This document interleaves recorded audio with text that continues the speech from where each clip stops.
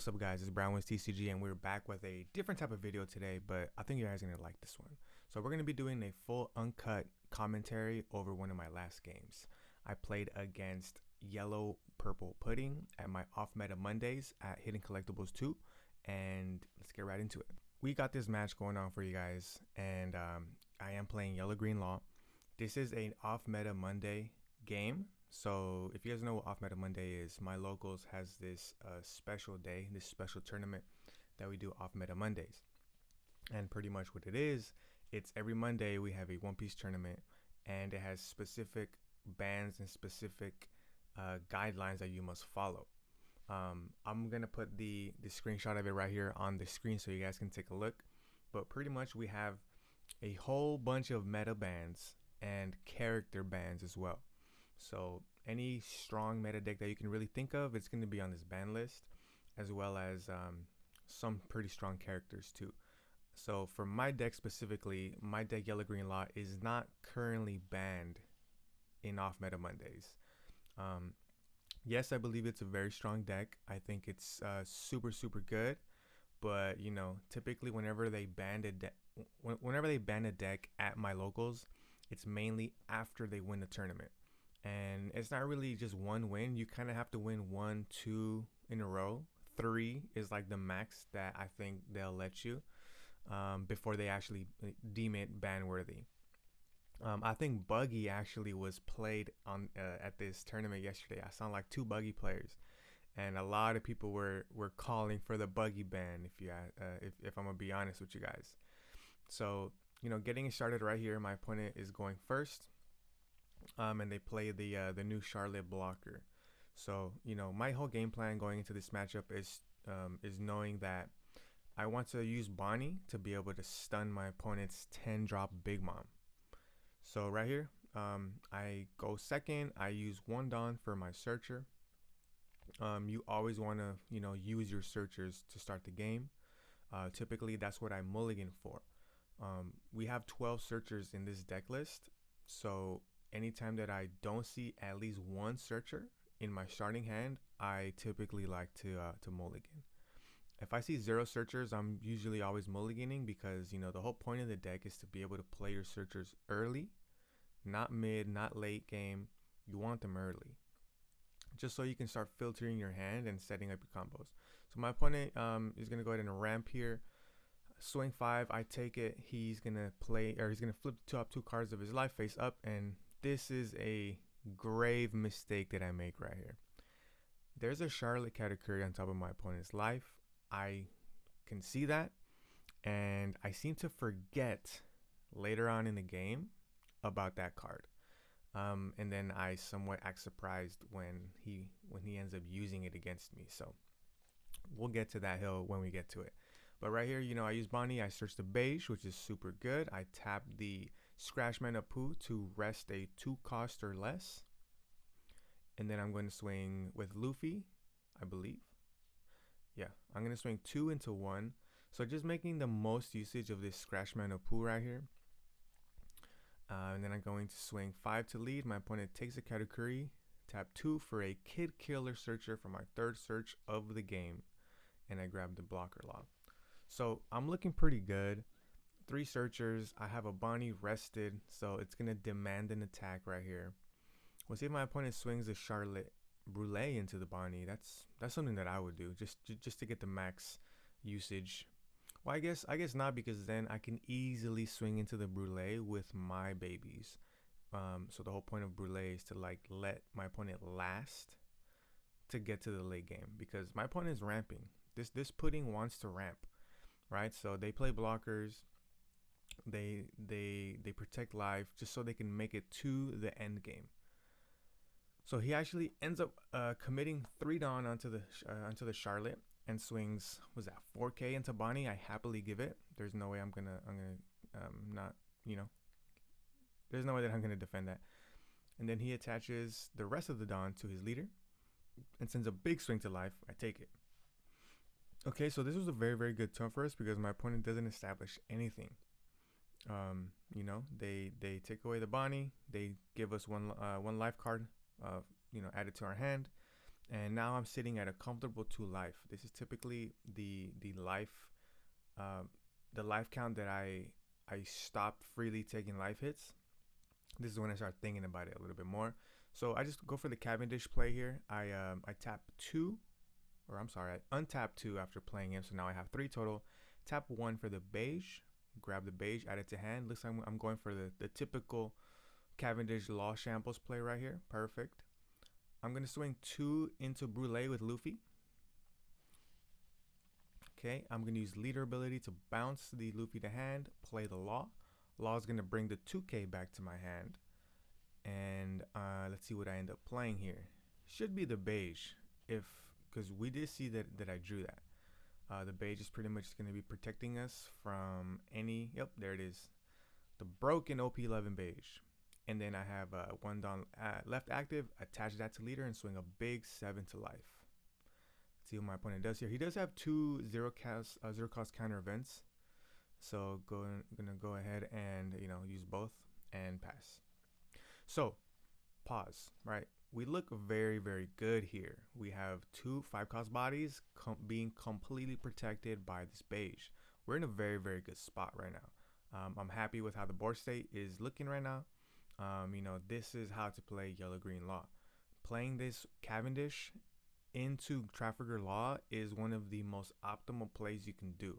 If you haven't learned how to do this combo yet, I suggest you rewind and you watch how you do this. You can do this play on 5 Dawn.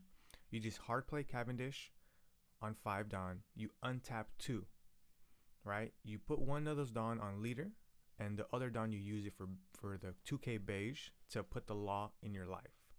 Then you use leader ability, then you can play the Law, and then bounce something and play something else. So you establish 2 6K bodies, and if you have the beige blocker in hand to play off of the blocker Law, which I did right here in this play, it is the best play you can do. I think it's the strongest play in the whole deck, because you establish 2 bodies and beige protects everything on the board. So I'm going to go ahead and play the Law here to play the Bonnie on top of my life and give 1 rest down to leader. Let's see what I end up doing here. I use leader ability to bounce the 2K beige to hand and play the Bonnie. And I'm going to freeze one of my opponent's Dawn right here. And Cavendish swings 6 to lead, or restand 2.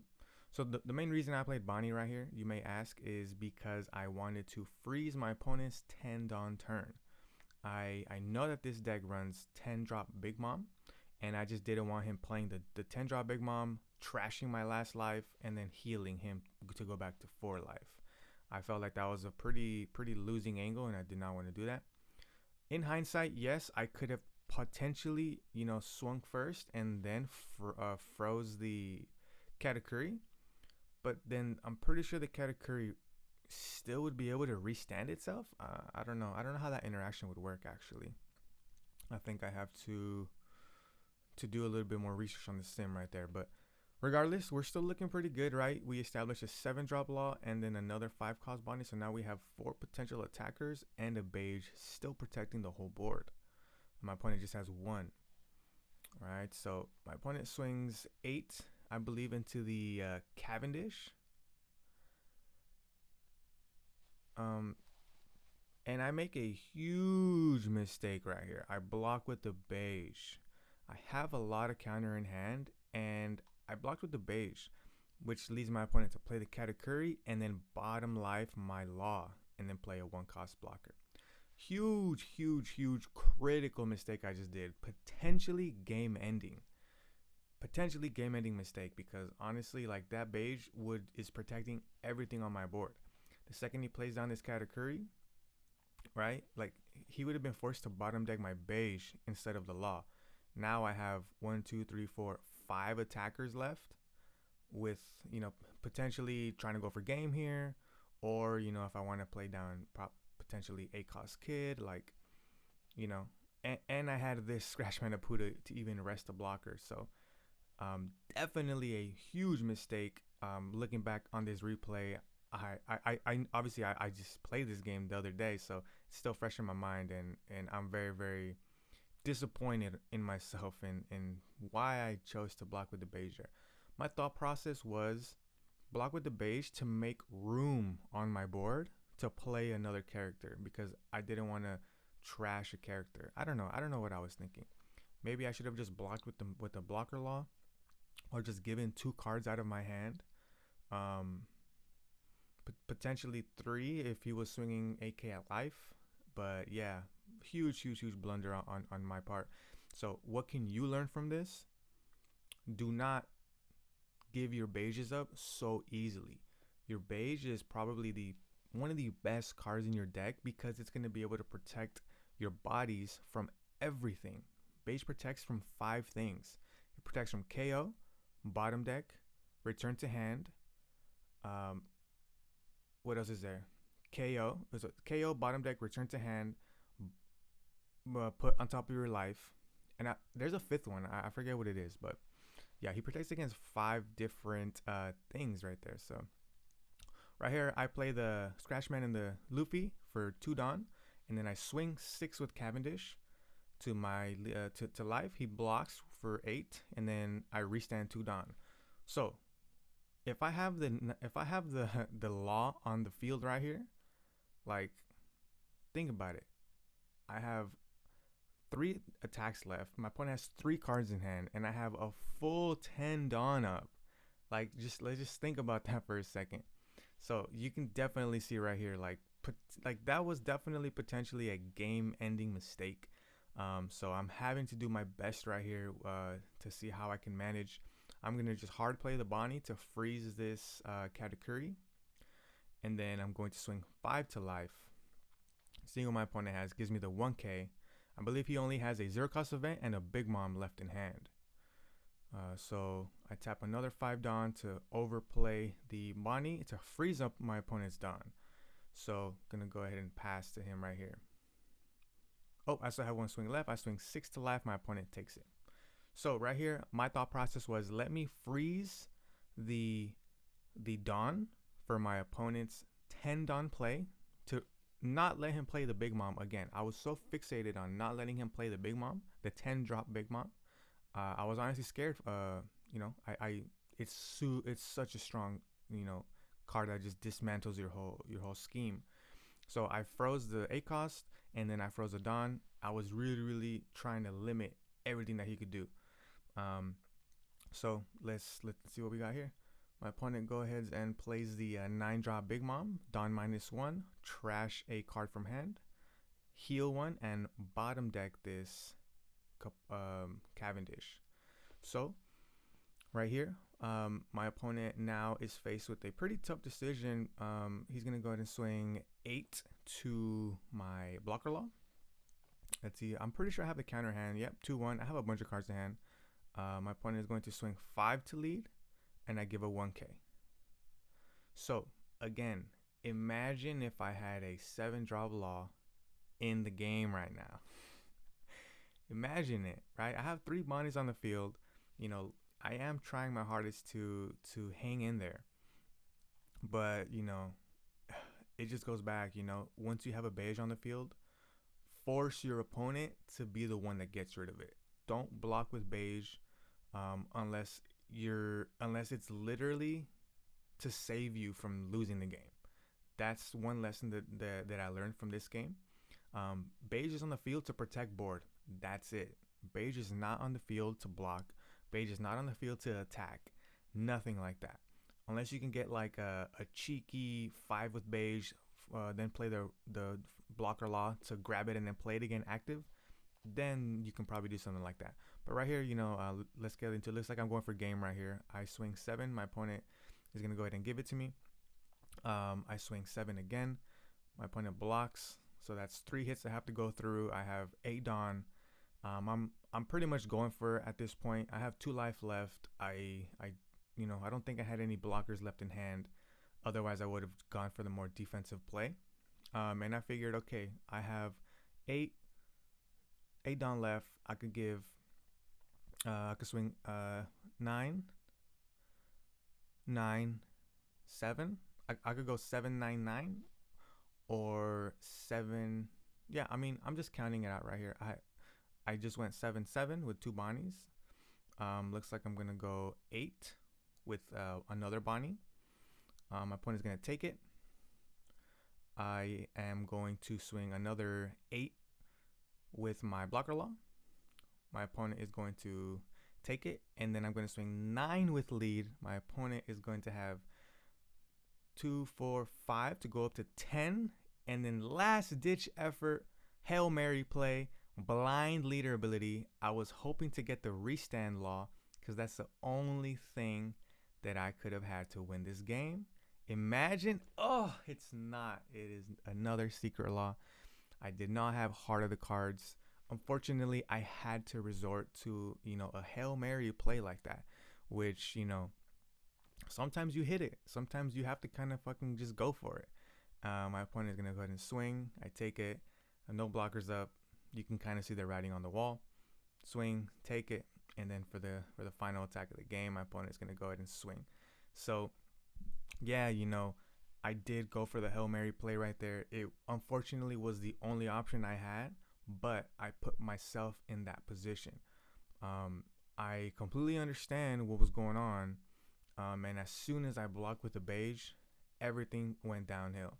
So funnily how one tiny little mistake, one insignificant, little greedy play, because I had a lot of cards in hand right there. My opponent was swinging 8 right there, so I definitely had enough counter to block out. I just chose not to. To counter out. I chose not to. I chose to block with the beige because I had 5 bodies on board, and I figured I'm gonna block with beige to clear up space for at least one body to be able to play something next turn, instead of like trashing something to play over it. But I don't think that was the right play at all. So definitely a lesson learned from this game. The main takeaway is that beige is only there. His only function is to protect your board. Is to protect your bigger bodies. He is not. Yes, he's a blocker, but do not use him as a blocker unless you really, really, really need to, and unless you're gonna lose the game. That's my advice. So keep beige on the field for as long as you can. Force your opponent to remove beige, not you, right? Do not block with beige. So there you have it. Hopefully you guys enjoy this more chill, laid back commentary. Hopefully you guys learned something. If you guys liked the video, don't forget, like it, comment, subscribe. Let me know what you guys think.